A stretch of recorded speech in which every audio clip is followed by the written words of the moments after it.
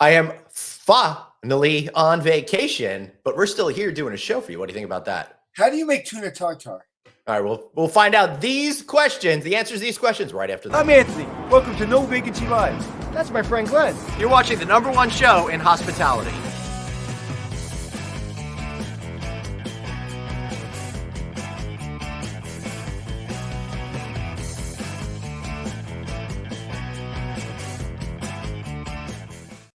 Hey, everybody. Welcome to the one and only No Vacancy podcast. Of course, that's Anthony Melcuri. I'm Glenn Hausman. Thanks for tuning in while I'm enjoying my vacation. Anthony, the last pre-record we did, I was worried about getting thrown into a volcano by my children. I'm hoping that hasn't happened, but there is always a chance that I might get stung by some exotic fish. So right now, I'm not really talking to you. Yeah, fair enough. But you know what? I know something that can bring us together. That is our love for Radisson Hotels Americas. That's right. Soon to be part of the Choice Hotels family. Radisson Hotel Americas is going to be bigger and better than ever, giving your investment more of an opportunity to turbocharge with great brands such as Radisson Blue, Radisson Red, Country Inn and Suites, and more. Check out RadissonHotelsAmericas.com/en-us/development. All right, Anthony. Big question you had for me. You said, Glenn, how do you make tuna tartare? You get yourself some sashimi grade tuna, then you mix together some stuff like soy sauce, fresh ginger, sesame oil, lime juice, jalapeno if you want a little bit of that, and then you mix it all together, and then you sprinkle on some roasted sesame seeds on top of it, along with some chives as well. How do you cut it, and how do you wash it to make sure it's good? I bought it today from a place called Fresh Market, and it comes in little packages all ready to go. So I just had to cut it into 1/4 inch cubes. And I was like, first time I ever did this when I was in Orlando last week. And thanks to the great people over at Wyndham for giving me the opportunity to stay at the reunion, the World Mark reunion. But I had something, and I had some nachos, and it came with wonton noodle chips instead, right? So I took my own wonton wrappers and fried them off this morning to go along with that. I'm hoping it'll be successful. You are the man. Well, I'm not the man when it comes to making food. I'm going to save that for Joseph Trousdale, owner of Phalicious. Am I getting pho right, Joe? Yeah, you get that little raised A at the end. Yeah. All right. Good. Because there's a lot of discrepancies amongst American people about how to pronounce that. So I'm trying to get the. Well, tell people what it is. Most people don't know what it is. That's a really good point. Well, first, let's welcome Joseph. Joseph is a person who is a general manager of a Hampton Inn. Decided to throw it all away to go ahead and be a pho king. I'm not gonna take that anymore. Too fast. I know it's gonna be a whole situation. Joseph, you're the expert. What is pho? So first of all, pho is a traditional Vietnamese comfort soup, sort of like what chicken soup is to us Jews. Yeah, exactly. So, and it's very traditional, very aromatic noodle soup made from a beef base. There's also a chicken version as well. Right. There's a vegetable version. But in a nutshell, that's what pho is. It's a Vietnamese. Right. Don't sell yourself short, because to do it right, you're creating that over like 24-hour period, right? Yeah, it's anywhere from 8 hours to 24 hours, depending on who you ask on how to make it. Right. And we used to spend 10 hours to make it when we made it from scratch. Wow. At our house. That sounds like me when I make ribs. Anthony? So Glenn, have you heard my pho story or not? I don't remember. I don't. Why don't you tell us? Because I'm sure people in the audience watching today have not. I'm doing a show in Vietnam. I'm on a junk boat in Ha Long Bay. Oh yeah, I know. And I'm coming up the stairs from the junk boat, and the shot's going to be me eating breakfast. So in the middle of my, in the table is pho, right? That's how you say pho, right? Yeah. Okay. In the middle of the table is pho. And what I see is clear soup. I don't see anything else but clear soup. Right. I eat it. My head explodes. My head is actually in Ha Long Bay right now. My head explodes. And that's the story of how Anthony went bald. And I'm like, how is this like just water? It's like it felt like I was eating like a steak. And it's like, this is like filling. And they said it took them 24 hours to make it. And basically everybody's grandma makes it. and it is like you said, traditional. And the only thing I'm thinking about right now is why didn't I think of this? Right. Yeah, totally. So, Joseph, so I guess what we established is every recipe is a little bit different. It depends what grandma made and passed it down, right, through the generations, stuff like that. So, obviously, you married a woman of Vietnamese descent. So, how did all of this come together? What was the epiphany that you had that you were like, this is so good, we can actually do something with it and not just say you're going to do something with it? Hold on, I put you on mute while you figure out the phone situation. There we go. Sorry, I didn't know that Siri decided to hook up to my phone and go. How shocking! Well, now that we know there's she's sentient, that we got Siri, we got a lot more to worry about. Yeah. So, Joe, what was that moment where you said, "Hey, this is the real deal. I am going to make a run for it and do this"? So during the pandemic, all of my wife. So I met my wife back in 2004, and she introduced. As we got together more and spent more time together, I got more involved in her culture and sort of adopted it as part of our lifestyle. We ate pho all the time. It became more of a bi-weekly meal. It became one of our favorite meals. And fast forward years later, we have kids. We have two kids, and during the pandemic, all the restaurants shut down, so we were no longer able to go to the restaurants and eat one of our favorite meals. So, and you were still working as general manager at that time at a Hampton Inn, yes? Exactly. So I was a general manager, had to lay off the 80-90% of our staff. Our hotel stayed open during the pandemic, and my wife was an ER nurse, so she was going. Goodness. And so we didn't have time to make it from scratch either. So we couldn't spend 8 to 10 hours. We couldn't go out to restaurants. And our in-laws in the Vietnamese culture, they really like to cook for you. So they would, when they came and visited us from Florida, they would cook massive amounts of food, put it in a big, 100-quart cooler, frozen, and bring it to us, and we'd put it in our deep freezer. But they couldn't do that during the pandemic either. So we were out of luck. We were left to ourselves. And we went and ordered all these other soup kits on the market. Right. And we tried ones that said instant noodles. We tried ones that say pho. We tried ones that said authentic, and just nothing was good. And we were disappointed all around. So we came up with this way from us just to make it quickly for us. We took some notes from some my wife's and her mom's restaurant experience and how to make it a shortcut, but we took it to the next level. Right. And finally, we're like, man, this is actually pretty decent. And finally, her parents were able to come visit us, and we were excited to show them, look what we made. And she's like, Sam, which is like silly in Vietnamese, calling us silly and all this stuff. There's no way it's good. And so they tried it, and she's like, actually, this is pretty good, but it could be better. And her name is Tu, and we sort of call her Mama Tu. Yeah. And so Mama Tu got involved, and she said, okay, it's time to bring some of her generational knowledge that's been passed down generations from her recipes. And so she helped us tweak the recipes, and we have this little packet inside called Mama Tu's Special Spices, and that's where she comes in.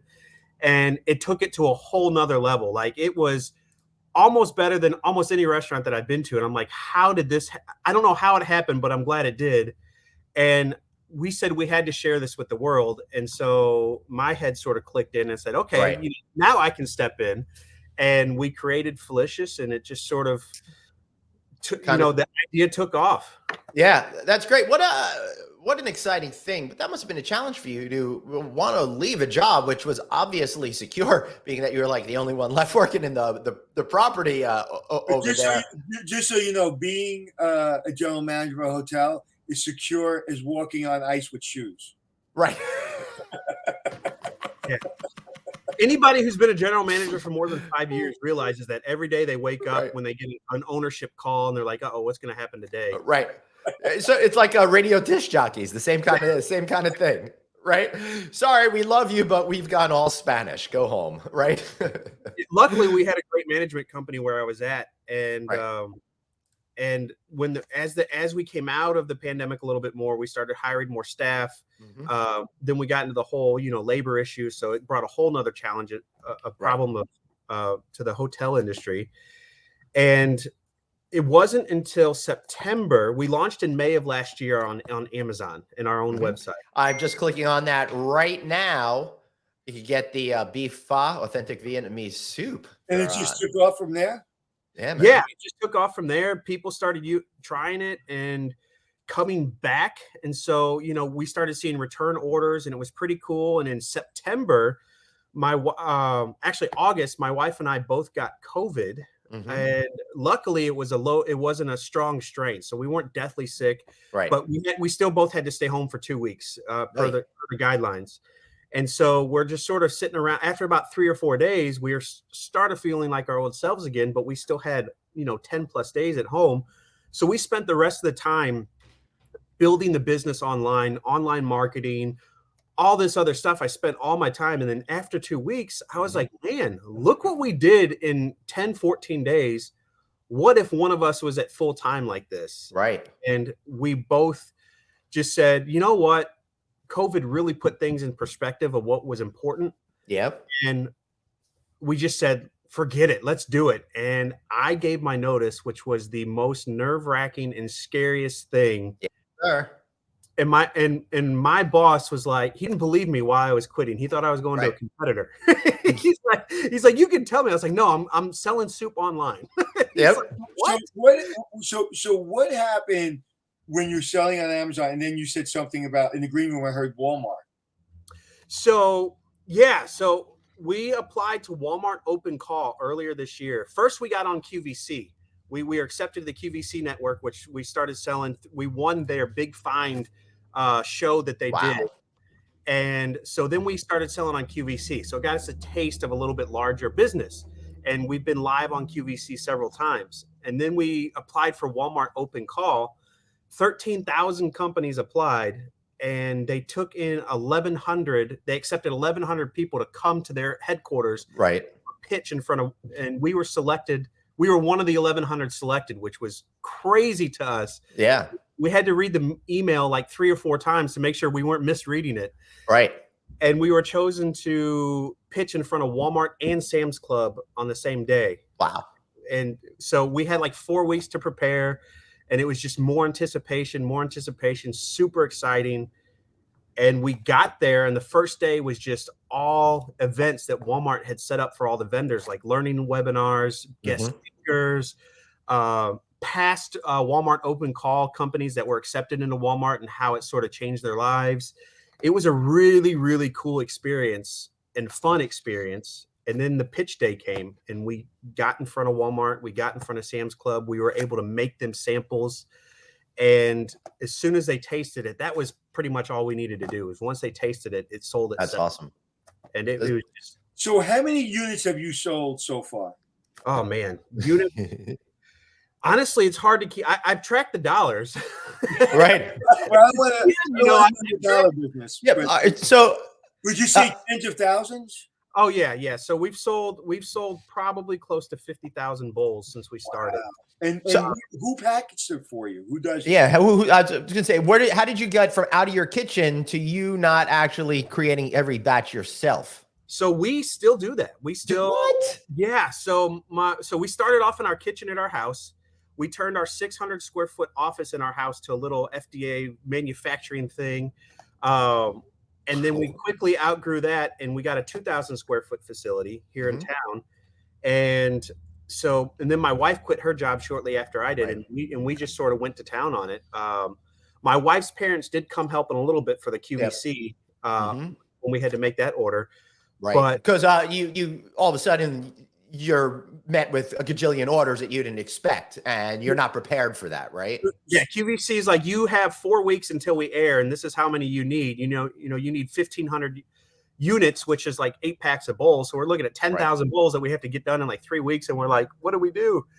But now we're a little bit more prepared for it. We're set up. We have more shit. Right. So instead of sitting there measuring out 1/4 tablespoon of this spice and that spice, we do have machines that help us do it now. Wow, that's wild. Now, how many employees do you have? So it's just us right now, my wife and I. Wow. Yeah. So you jumped the shark, literally. You jumped Shark Tank. You didn't need Shark Tank. Yeah, we sold our house. We sold our house in February, and we live in a camper. and that was our investment. We were our own investment. Oh my God, Joseph! No wonder why you were freaking out when you told your general manager you're going to leave you. Now, listen, when I started this business, it was the hardest thing I ever did, but I never thought I would have to risk literally my house You're on living it. with 2 kids in a camper. Well, so we originally were living. They pitched a tent for the kids. Yeah, we were originally living in a 28-foot camper, which was pretty small because that's what we already had. Wait, hold on a second. You sold your house and you moved your family into a 28-foot camper. Yeah, absolutely. Okay. And what flavor crack are you smoking? Felicious. Flavored. We're smoking the spices out of the Felicious. So go ahead. And that only lasted a few months because it was so tight. And we sold that camper and we upgraded to a 42-foot. And it's actually bigger than most small apartments at this point because it's got a little upstairs for the kids. They have their own room and it's actually pretty nice, but it's cheaper than a mortgage. But by the time we pay the camper rent, brand new is only $500 a month. Yep. And we pay $500 a month at the RV place. It's a gated RV place. Yep. And including electric and utilities. So under $1,000 a month, we have living expenses taken. And you're very comfortable. Oh yeah. Yeah. It's actually, we spend most of our time at our shop anyway. So where is it now? Like, what's the next step? Walmart, QVC, those are big steps. Well, you've got to be worried about now additional production if you're in. Yeah. So Walmart wants to be 50 to 100 stores by November, just because that's our current capabilities. They want more, but we had to be upfront in what we can currently do. Understood. When they say 50 to 100 stores, they have a particular region that matches profiles that are more likely to buy your product. So they want to target nationwide, but select cities, more of cities that people understand what pho is. But right, because it's relatively new. Everyone gets ramen at this point, but pho is still a little bit not approachable for where Walmart's located in Arkansas, I would think. Yeah. So, and then Sam's Club wants 200 of their stores by March. Wow. And so that's a lot of product going out. So we contacted our city, our Lampasas Chamber of Commerce and the Economic Development Department, and they were amazing with understanding the growth. So they helped track down people that could potentially help us with the place. Wow. And we got in contact with the developer who's actually starting this week to build us a new 10,000 square foot facility. Wow. That we're going to lease from him. He's not going to charge us rent till the end of the year. And then he's going to do a reduced rent for the first 12 months. So we have cash flow. Wow. Why would he do this? He's been in Lampasas his whole life. And honestly, it's for the growth of Lampasas, but he wants us to buy it in the future. So he's doing it for like a future investment towards us. And if not, he can rent it out to somebody else. He's not worried about it. That's absolutely beautiful. I want to ask you an off the cuff question. Tell me, because the greatest thing is, like, if you make meatballs and you give it to a grandma, like an Italian grandma, and she says those are good meatballs, your life changes, right? So tell me a comment you've received from a family outside of your family or person that's from Vietnam that grew up on this that blew your brains out. So we've had several. We've had people send us a message versus a public comment because they don't want to get in trouble by their mom, saying, hey, this is better than my mom's. Thank you. They won't leave it as a comment because if their mom sees it, they're dead. Totally get that. I respect that. Yeah. And we've had some people say we've traveled all over. We've had different restaurants, and this is among the top 5 of all the pho's they've ever had. Right. Well, I'm going to order it right now, and I'm going to give you my comment. Yeah, if you go on their website, you can click through to Amazon, or just go to felicious.net or type in that word on Amazon Prime. And completely unrelated, Mom, you make the best matzo balls. That's all I'm saying. You got to give shout outs to Mom. Actually, her latkes are the best. I guarantee that, but I don't think we're going to be open Mama's Latke shop anytime soon. Your packaging is amazing. Yeah. Thank you. So our packaging here's, you can see it a little bit up if my background doesn't shut it off. I guess there we go. Yeah. Mm-hmm. But I actually designed that myself. I have a little bit of background in some graphic design. Oh, cool. Some video design. So luckily I was able to save money and I did all of our own designing. Which one do I buy? I'm on right now. Which one do you suggest I buy? Personally, I like the beef better than the chicken because I'm a beef guy, and that's the more traditional. And then you can do a little bit more stuff with the beef. Like if you add, like shrimp to it, then you have like a surf and turf, type soup. You can do so much customization with it. It's amazing. Well, you take it a step further. You got the fuzz spice bag package of 3, which is really cool because I love cooking, but trying to assemble the right spices and something like that's probably a little bit more complicated in a lot of parts of the country as well. Yeah, and we have a broth kit. So if you like your own noodles versus we use restaurant quality noodles in our, but if you just want to make the broth, we have a broth kit, which is everything you need just to make the broth on the stovetop. We have a stovetop kit that serves 4. We have the individual microwavable bowls, which are great for on the go. And we were also just picked up by Cisco Foods. So our next target is targeting hotels for the hotel suite shops. Wow. I hope you know somebody in the hotel business or 2. That might help. I know 1 or 2 people. What's interesting is if I saw that in one of the little, like one of the quick serve the quick shops right next to the counter at the Hampton Inn in Austin, take it out of the fridge, right? Boom. I'll buy it in a second because I'm telling you, pho changed my life. and they're shelf stable too, so they don't need to be refrigerated. You just add water and go. And we have 8 different hotels that are testing it now, and all of them that we sent cases to sold out in a week. So it's pretty awesome that the test runs in the hotels that we've seen. And so, but you know what? It's better that you're saying you're getting returns. I'm sorry. We should probably set you up with the brands like with Marriott. I mean, he has Hilton. all the connections. Yeah. So once we get everything situated with Cisco, the distributor, that's the next step. Yeah. So they'll do it. Well, no, we'll have to do it, but we need to be in a distributor first and be like, hey, we're already here ready to go. We don't want to say, oh, this could happen. Right. We want to have our ducks in a row. That's, I guess, the GM side of me first is nice. Yeah. So what day did you start this? What day did you say, hey, we're going to do this? So we started our legal process March of 2021 to get all of our stuff. And we launched our first kits to Amazon in May of 2021, last year. So when you say legal stuff, for those people who've not started a business before, tell them what that means and how much that costs you. So I got our LLC, which, $600 or so after the filing fees. And then to sell on Amazon and add your own brand on Amazon, you need your own trademark. And that can be upwards of $10,000 to get your own trademark. Sorry. Go on. I'm sorry. Luckily, one of my best friends is a business attorney, so he. Oh, good. So he hooked you up. Yeah, that's great. That's why it's always good to have a guy, right? Yeah. We have a guy.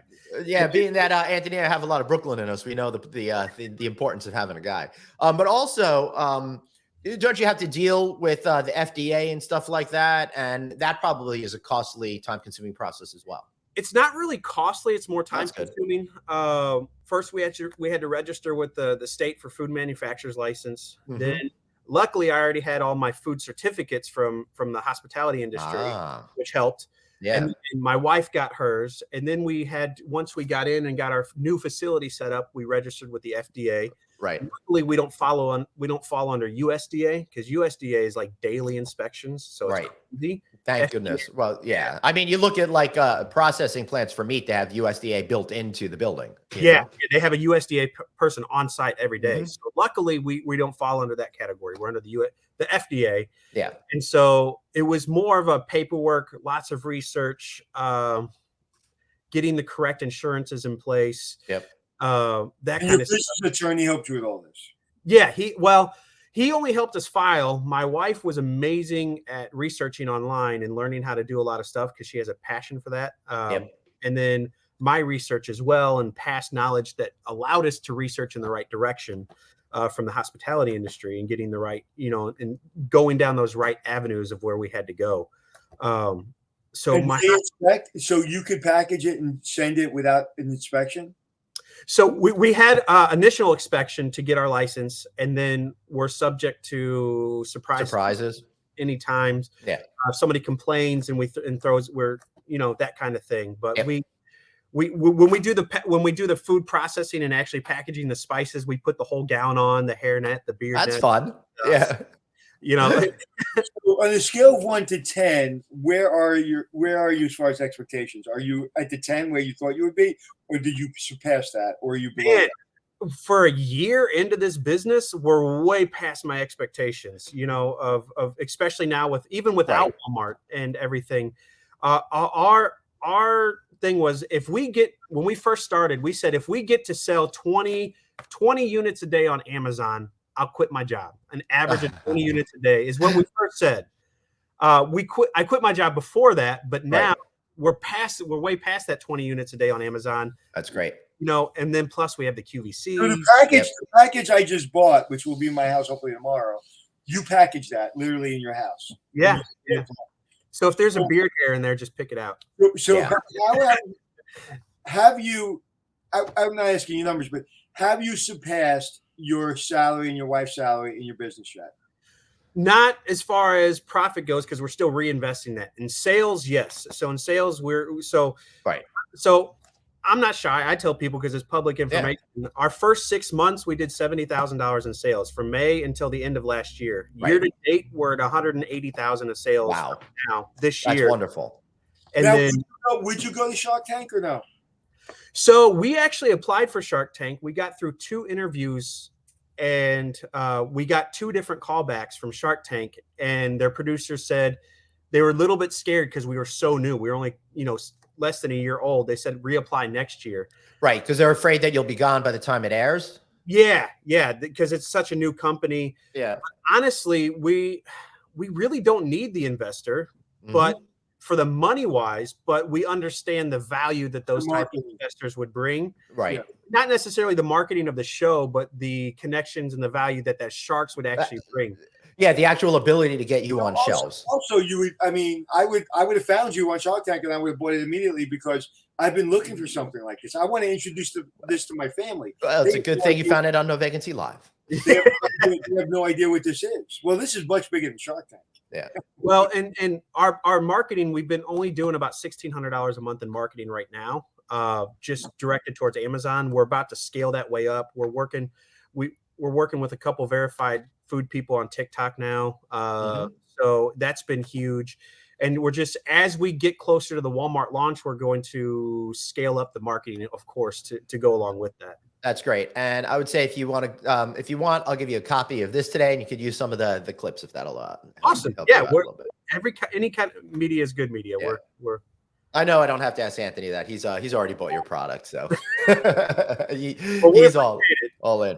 All right, Joseph, before we wrap up today, give yourself an amazing plug. You've earned it, and we're really feeling the love for you right now for taking on such a challenge. Well, thank you very much. If you can boil water, you can make authentic Vietnamese restaurant quality pho at home in under 5 minutes. Microwave, 15 minutes stovetop. It will blow your mind. It will make you go bald, apparently. Let me ask you a question. And all the people you've told your story to, have you ever had a more authentic experience? Somebody tell you how they tasted pho for the first time? I mean, that's about as authentic it is. I'm in Ha Long Bay on a junk boat. Yeah, that's pretty authentic. So someone said to me, a young lady, Glenn knows the story, from Choice Hotel. She's a senior vice president, and I told her about my TV show before the TV show was going to be on. I didn't know her; we were just talking. And years later, she sees me before we do the podcast, and she says to me, "Do you remember me?" And I really didn't. I don't remember telling her. And then I go, "Oh yeah, I remember that because you were so nice. I was sitting next to you at a thing in Florida."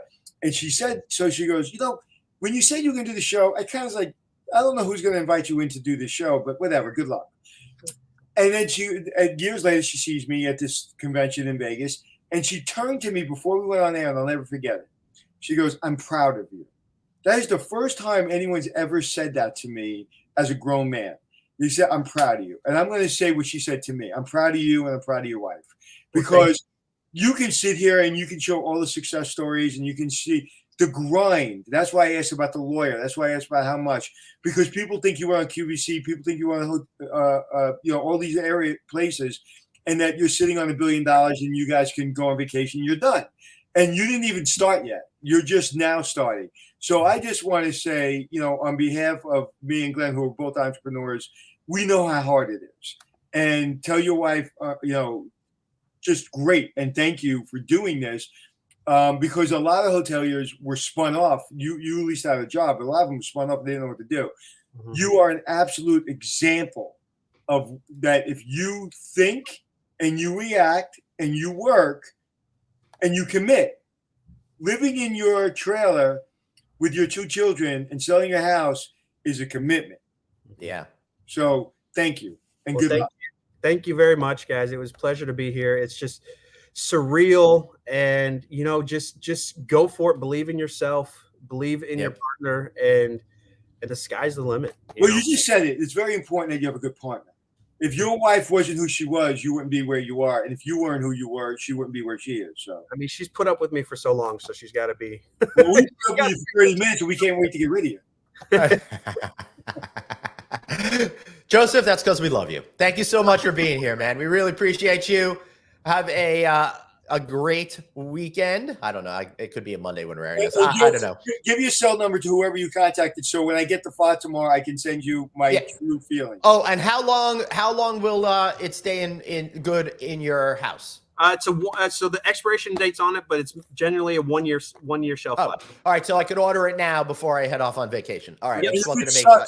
And if it sucks, I'll say it sucks. Okay, do it. I like honest feedback. I'm sure it doesn't suck. And if he says it tastes like junk boat, pho, it's that's a compliment. All right. All right. We'll see you later, Joseph. Have a good one. Guys, have a good day. Bye-bye. All right. I'm starved, dude. That's a great idea.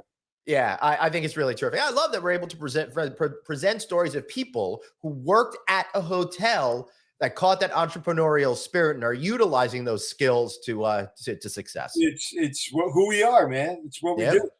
If you all want to be more successful, give us a listen on Apple Podcasts, iHeartRadio, Stitcher Radio, all that kind of good stuff. And if you're listening to us right now, why not give us a look? Come on, see what Joseph looks like. Order some of his pho. He's at Anthony Hotels. I'm at Traveling Glenn. All right, this is my last official recording assignment before vacation. Well, that's not true. We got a live show on Monday, or a previous Monday. This is airing.